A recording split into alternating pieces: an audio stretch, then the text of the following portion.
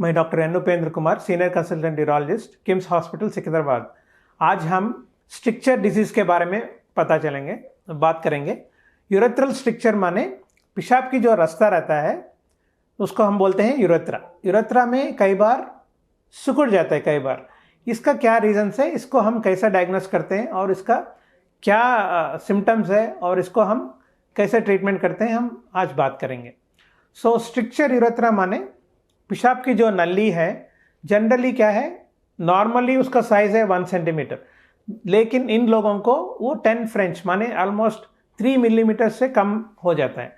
तब क्या होता है इसका रीजंस क्या है? नंबर 1, कुछ लोगों को कुछ इंजरी होके माने कभी सडनली कोई लोग नीचे गिर जाते हैं ऊपर, और कोई शार्प ऑब्जेक्ट जब यूरेथ्रा को माने स्क्रोटम को जब टच करता है तो उसकी वजह से यूरेथ्रा डैमेज होके सिकुड़ जाता है, माने छोटा हो जाता है। तो इसको बोलते हैं हम स्ट्रैडल इंजरी। तो स्ट्रैडल इंजरी में क्या होता है, यूरेथ्रा में एक पार्ट में बल्बार यूरेथ्रा बोलते हैं, उसमें ये शार्प ऑब्जेक्ट जो गिरता है उधर उसके ऊपर, वहाँ पे ब्लीडिंग होके स्कार बन जाता है, उसको हम स्ट्रिक्चर बोलते हैं। तो ये कॉमनली हम कुछ इंजरीज में देखते हैं। सेकंड वन है जिन लोगों को इन्फेक्शन होता है यूरिन, उसको बोलते हैं हम यूरेथ्राइटिस। यूरेथ्राइटिस का बहुत सारे कॉजेस है, बट कॉमनली हम जो देखते हैं वेनिरियल डिजीजेस, जो सेक्सुअली ट्रांसमिटेड डिजीजेस होते हैं, गोनोरिया, क्लैमिडिया ट्रैकोमैटिस इन्फेक्शंस या सिफिलिस, कोई भी एसटीडीज जो रहते हैं उसमें क्या होता है, पहले यूरेथ्रा का जो ऊपर लेयर रहता है, म्यूकोसा बोलते हैं, वो इन्फेक्ट होता है। धीरे धीरे इन्फेक्शन जब अंदर स्प्रेड होता है तो जो सराउंडिंग जो मसल है उसको स्पॉन्जियोसिस बोलते हैं, वो भी इन्वॉल्व होता है, उसको हम स्पॉन्जियोफाइब्रोसिस बोलते हैं। ये फाइब्रोसिस ज़्यादा होके स्लोली यूरिन का जो ट्यूब है उसका साइज कम हो जाता है और ल्यूमेन ऑलमोस्ट बंद हो जाता है। कई लोग यूरिन बंद होके आते हैं। इसका स्ट्रक्चर का जो प्रोग्रेशन है कई डेज से कई मंथ्स भी रह सकते हैं, माने एक दिन में नहीं आता, ये धीरे धीरे वो ट्यूब जो है बंद हो जाता है, स्लोली वो नैरो होके फिर यूरिन रुक जाता है।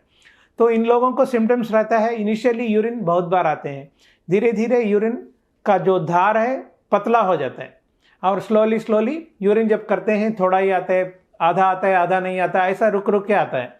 तो ये जो सिम्टम्स जिसको है, और हिस्ट्री में जो है इन्फेक्शन है, इनको कोई सेक्सुअल हिस्ट्री है या कोई इंजरी है, कुछ ट्रॉमा हुआ है, तो उसमें हमें स्ट्रिक्चर का डिजीज सस्पेक्ट करना पड़ता है।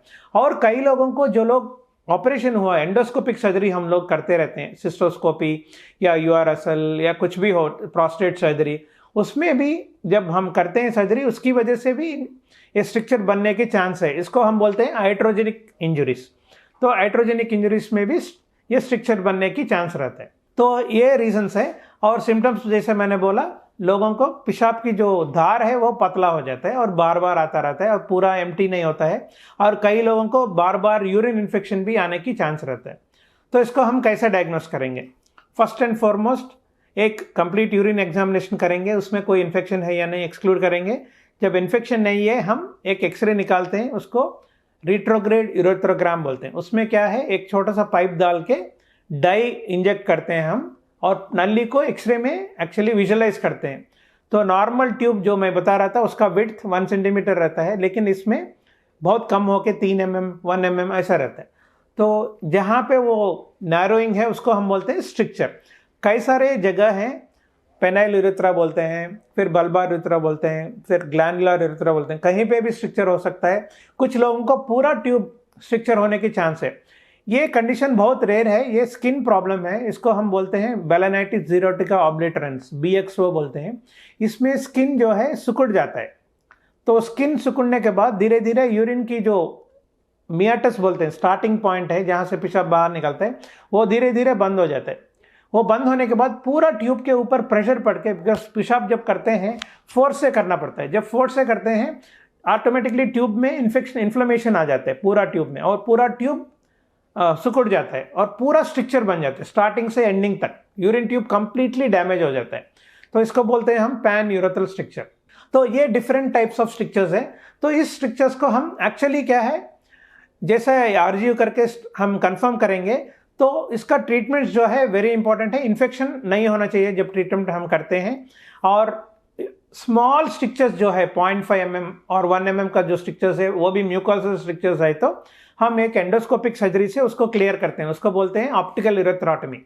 सेकंड है, जिन लोगों को स्ट्रिक्चर लेंथ ज़्यादा है उनको हम यूरेथ्रोप्लास्टी करके, एक प्लास्टिक सर्जरी है जिससे यूरिन ट्यूब हम बनाते हैं, उसको बोलते हैं यूरेथ्रोप्लास्टी। उसका बहुत सारे टिश्यूज यूज़ करते हैं हम लोग, फ्लैप्स यूज़ कर सकते हैं स्किन का, सराउंडिंग स्किन जो लेके पेनिस का, या दूसरा है बक्कल म्यूकोसा, हम मुंह से वो बक्कल म्यूकोसा जो है काट के उसको ट्यूब बना के हम करते हैं, इसको बक्कल म्यूकोसल यूरेथ्रोप्लास्टी बोलते हैं।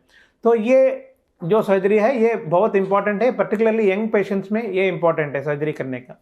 तो ये सर्जरी करने से परमानेंट रिलीफ मिल जाता है। ऑफ कोर्स रिजल्ट 100% नहीं है, लेकिन एटलीस्ट 90% लोगों को यूरिन ट्यूब अच्छा हेल्दी रहता है। और जिन लोगों को हम यूरेथ्रोटमी करते हैं उसमें रिकरेंस आने की चांस रहता है, उन लोगों को इसलिए हम सेल्फ डायलिटेशन करके ट्यूब डेली डाल के चेक करने के लिए बोलते हैं। ये डिफरेंट ट्रीटमेंट्स है। तो जिन लोगों को स्ट्रिक्चर डिजीज है इमीडिएटली यूरोलॉजिस्ट को आप कंसल्ट करके स्ट्रिक्चर का प्रॉब्लम क्लियर करेंगे तो कोई भी कॉम्प्लिकेशंस, इन्फेक्शन हो या किडनी फेलियर भी हो सकता है, तो इससे आप बच सकते हैं।